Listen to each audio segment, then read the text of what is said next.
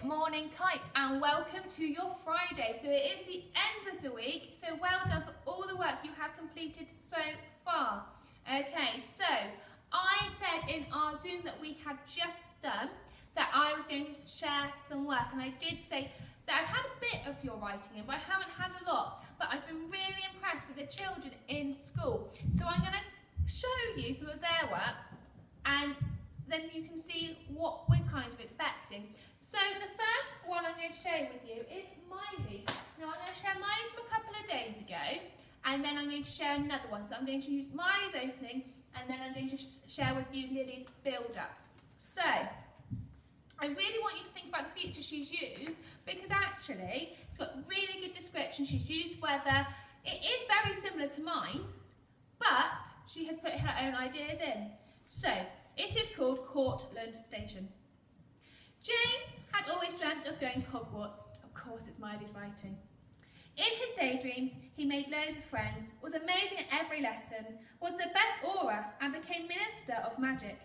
So far though, despite his best efforts to be the best, his life had been as exciting as doing chores every day, non-stop. What he did not know were that things were about to change. It was a day like no other. James was on his way back from school when a soft breeze stepped up a notch and clouds began to gather overhead. His pace began to quicken. He had never liked walking past the disused train station, and today was definitely no exception. Then he realised there was a shortcut home at the end of the platform. A chill ran down his spine, and the rain started to lash down. He felt a strange tinge. So that leads on nicely into her build-up. Maybe we read the whole story at the end of her writing process, and you might want to celebrate it with her. So Lily did a really nice build-up. Okay, so her main character is Chris.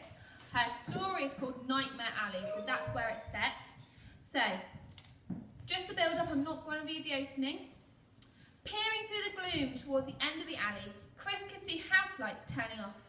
A stray ginger cat passed Chris's path, but it didn't pay attention to him.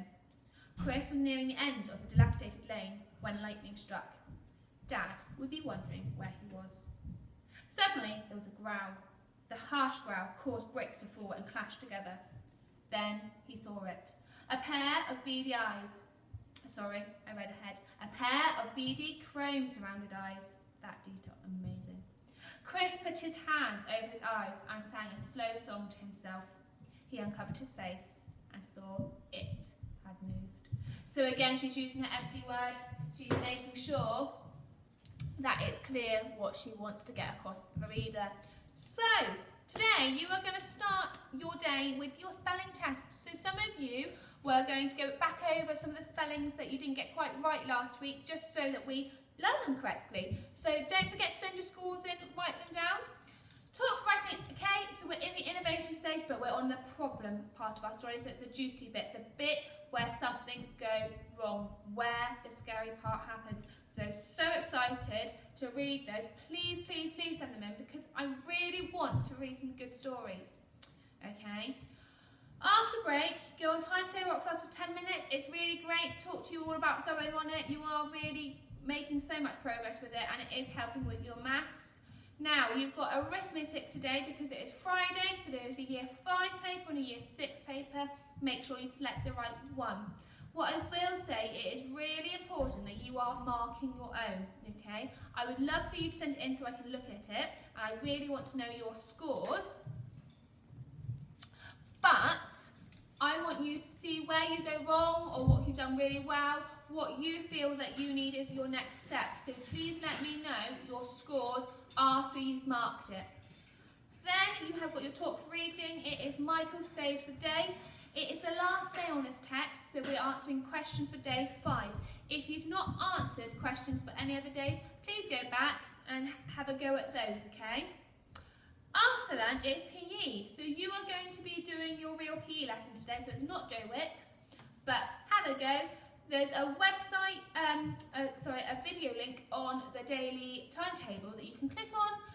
It's just to remind you how to access their website, and again it shows you how to do certain activities if you're unsure. French, you are talking about your family today. So BBC Bite says the links there. Try it out on your family. How many family members do you have?